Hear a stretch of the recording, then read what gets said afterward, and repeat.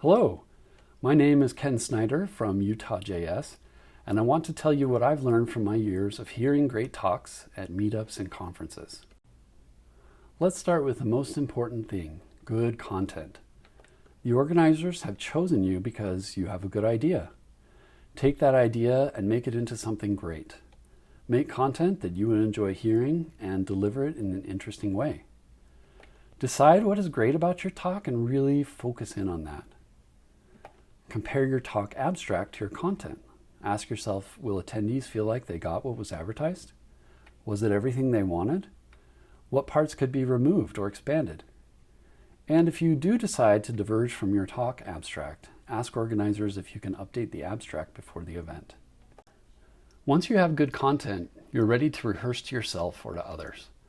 The first time you give the talk should not be at the event. For one, when you say things out loud, you sometimes realize it's not what you meant.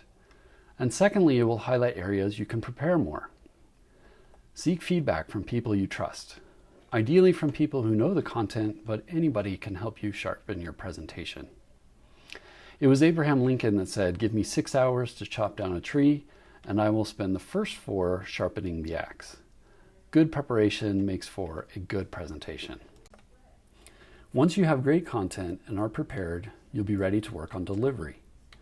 Passion for a topic enables you to speak to it more naturally. Attendees will be more engaged when they can tell you are passionate. Unlike videos or articles, attendees cannot rewind or reread what you have said. Ideally, you want to restate and recap where appropriate. Be aware of the audience's familiarity with your topic. If you're unsure, ask the organizers or even ask for a show of hands during the talk. When it comes to slides, the cardinal rule is to avoid reading from the slides. Reading from the slides can make you look unprepared, inconsiderate, and even unprofessional. And it's the fastest way to get your audience to stop listening to you. If you have a quote that makes sense to both read and put on the screen, that's okay, but don't read every bullet. Listeners engage better when they need to both listen to your voice and look at the slides. Using bullets leads to fewer words and fewer lines. Keep text between 3 and 6 lines long. On your title and on your bullets, use active verbs as much as possible. In web technology, the final product is visual. We want to see the topic in action. Find a way to demonstrate even non-visual topics. For example, if the topic is a command line tool, demonstrate it in use. People understand best by seeing, so spend more time showing than telling. A great starting point for making things visual is to show code a little at a time. Display code in a large font. You probably don't want more than 10 or 12 lines of code on a slide. If you have an editor window open instead of your presentation, be sure your text is still quite large. Highlight or add arrows to each part of your code as you discuss it. And when possible, show code next to a browser window or however the code manifests itself. Here's an example of showing a browser and an editor side by side.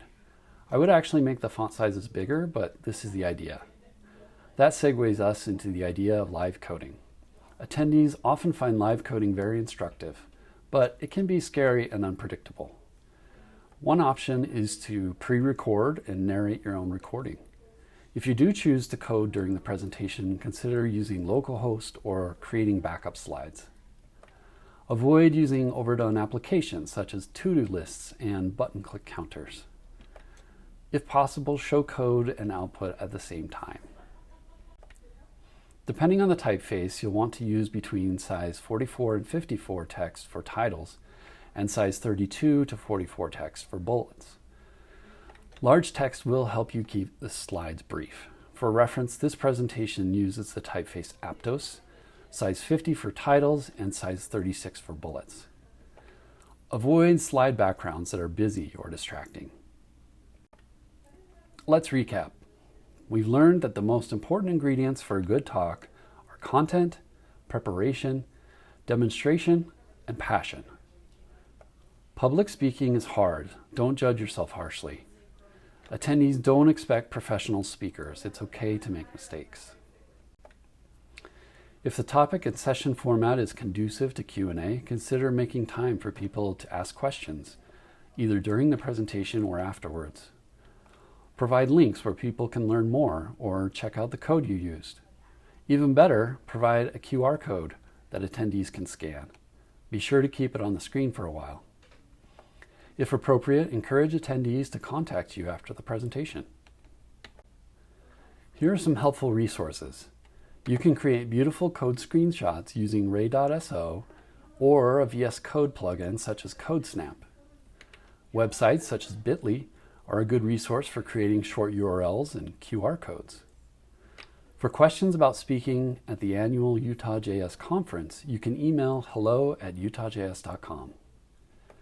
Follow us on meetup.com for details on meetups and conferences.